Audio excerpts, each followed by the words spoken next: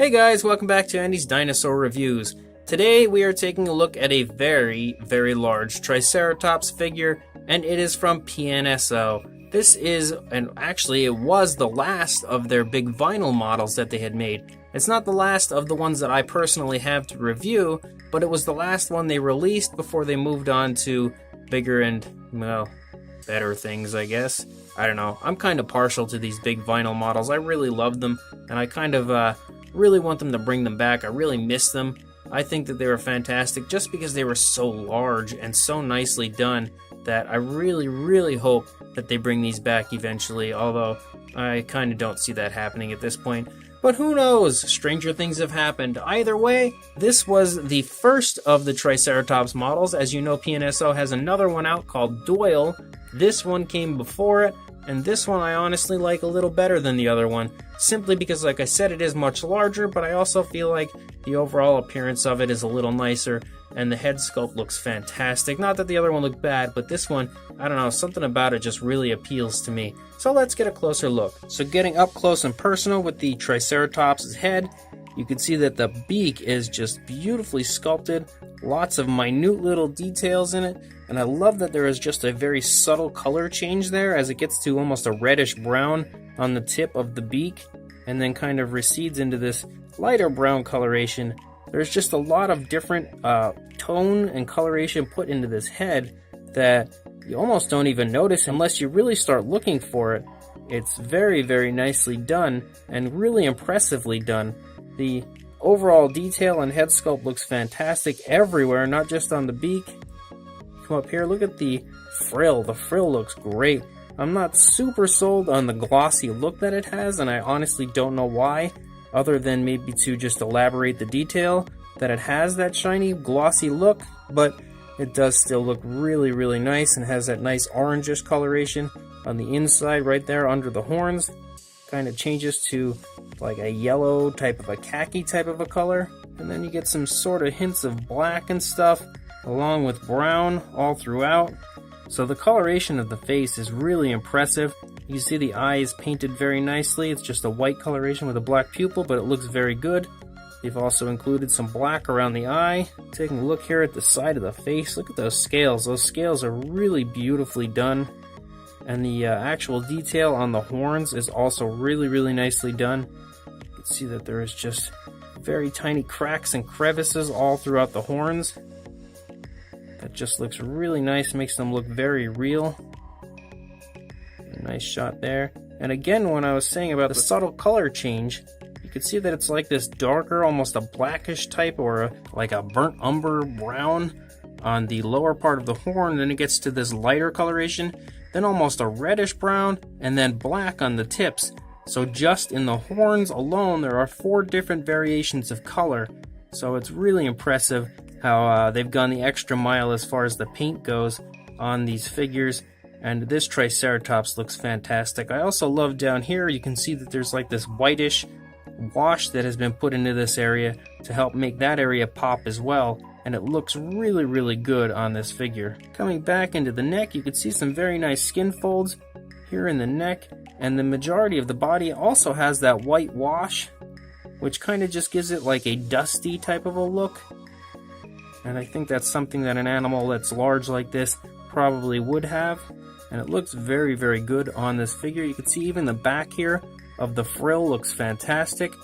Insane amounts of detail and sculpt work have gone into this.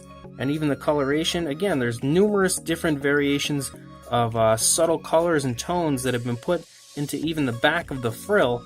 So fantastic job by PNSO even on that area. Then coming down here into the leg, you can see some very nice skin folds as the skin is kind of bunched up from the right leg here, going and pushing back. And the overall sculpt is really beautiful.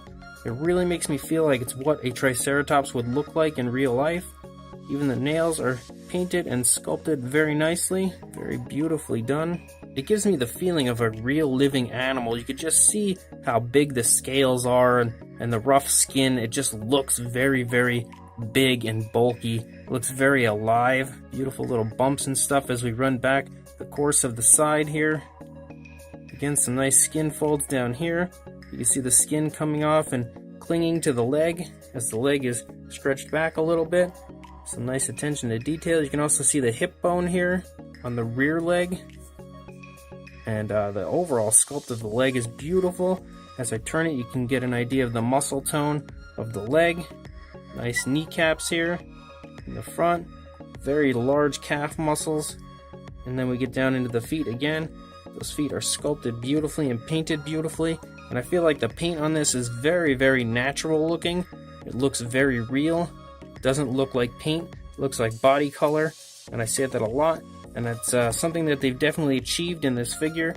Some more skin folds here right behind the leg. And then coming out into the short Triceratops tail, but even the tail looks beautiful. The entire underbelly also has very nice sculpt work to it.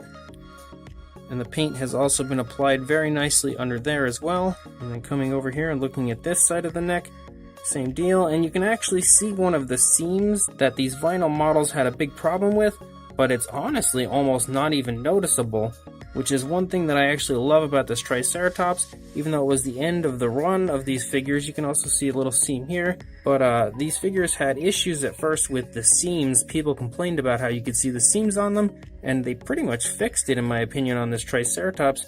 You really barely noticed them, so it's sad that once they started to really fix that problem, they gave up on the big vinyl models. I don't know why.